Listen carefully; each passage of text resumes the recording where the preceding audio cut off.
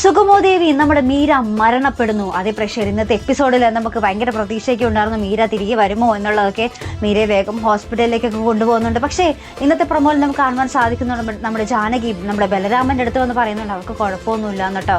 പക്ഷേ നമ്മുടെ സിദ്ധാർത്ഥൻ്റെ അടുത്ത് മാറി നിന്ന് പറയുന്നുണ്ട് അവൾ നമ്മളെ വിട്ട് പോയി സിദ്ധാർത്ഥ, എനിക്കത് ബലരാമനോട് പറയാൻ സാധിക്കില്ല, നിങ്ങൾ തന്നെ ബലരാമനോട് പറയണം എന്ന് നമ്മുടെ ജാനകി പറയുന്ന ഒരു നിമിഷങ്ങളായിട്ട് നമുക്ക് കാണുവാൻ സാധിക്കുന്നു. അപ്പുറത്താണെങ്കിൽ നമ്മുടെ ഗിരീഷ് മാഷിനോട് നമ്മുടെ നന്ദൻ കാര്യങ്ങളെല്ലാം തുറന്ന് പറഞ്ഞിട്ടുണ്ട്. അപ്പം നന്ദനോട് നമ്മുടെ ഗിരീഷ് ഇങ്ങനെ പറയുകയാണ് നീയാണ് ഇതെല്ലാം ചെയ്തതെന്ന് ഇനി പോകെ എല്ലാവരും അറിയും. ഇപ്പം എന്തായിരിക്കും അവസ്ഥ, മീര ബാൽക്കണിയിൽ പോയത് എന്തിനാണെന്നുള്ളൊരു ചോദ്യങ്ങളൊക്കെ ഉയരും. അപ്പോൾ എന്തുത്തരം കൊടുക്കും എന്നൊക്കെ പലരും ചോദിക്കുന്നുണ്ട്. അപ്പുറത്താണെങ്കിൽ നമ്മുടെ ഭാർഗവി നമ്മുടെ രജനിയോട് പറയുന്നുണ്ട് ദേവിയും അച്ഛനെയും മാധവനെയും കാണുന്നില്ല, ദേവി എവിടെ പോയിന്നാവോ, അവിടെയും ആകെപ്പാടെ ബഹളവും ലഹളയും, നമ്മുടെ ദേവിയെയും കാണുന്നില്ല.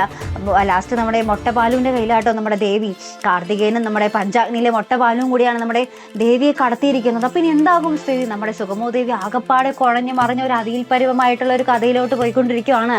ഇനി എങ്ങനെയൊക്കെ ആകും, എന്തൊക്കെ പൊട്ടിത്തെറികളാകും നടക്കാൻ പോകുന്നത് നമുക്ക് കണ്ടു തന്നെ അറിയണം. പക്ഷേ വളരെ പ്രവചനാതീതമായിട്ടുള്ള മുഹൂർത്തങ്ങളായിരിക്കും നമ്മുടെ സുഗമോദേവിയിൽ ഇനി വരാൻ പോകുന്നുണ്ട്. അപ്പോൾ മറക്കാതെ കാത്തിരുന്ന് കാണാം. അപ്പോൾ ഇതുപോലെ പ്രൊമോ റിവ്യൂസിനും എപ്പിസോഡ് റിവ്യൂസിനും ഒക്കെ നിങ്ങൾ മറക്കാതെ ചാനൽ സബ്സ്ക്രൈബ് ചെയ്യുക. അടുത്തൊരു വീഡിയോ വരുന്നത് വരയ്ക്കും ഗുഡ് ബൈ.